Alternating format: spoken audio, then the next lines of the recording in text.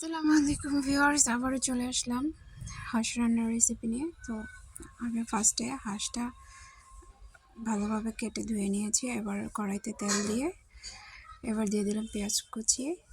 পেঁয়াজটা একটু ভাজা ভাজা হয়ে আসলে দিয়ে দিলাম আদা রসুন বাটা। ভালোভাবে কষিয়ে আদা রসুন বাটাটাকে তারপর একটু পানি দিয়ে দিলাম হলুদ ফাঁকি, মরিচ ফাঁকি, ধনিয়া ফাঁকি, জিরা ফাঁকি, গরম মশলা ফাঁকি। তো তারপরে আমি ভালোভাবে মশলাটাকে একটু পানি দিয়ে কষিয়ে নেব। দিয়ে দিলাম টমেটো।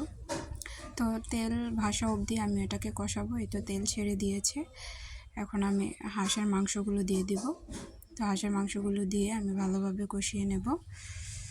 তো এখানে আমি 5-6টা আস্ত রসুন দিয়ে দিয়েছি। তো হাঁসের মাংসতে রসুনের ফ্লেভারটা খুব ভালো যায়। তো তারপরে আমি ভালোভাবে কষিয়ে পানি দিয়ে দিলাম। তো এখন আমি আধা ঘন্টার জন্য রান্না করব। তো এটা আমার রান্না হয়ে গেছে। এবার গরম মশলা ফাঁকি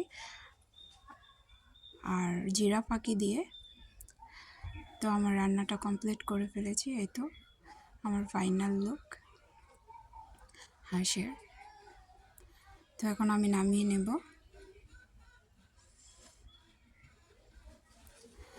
তো দেখতে কেমন হয়েছে অবশ্যই জানাবেন। ভালো লাগলে লাইক কমেন্ট শেয়ার করবেন। আল্লাহ হাফেজ।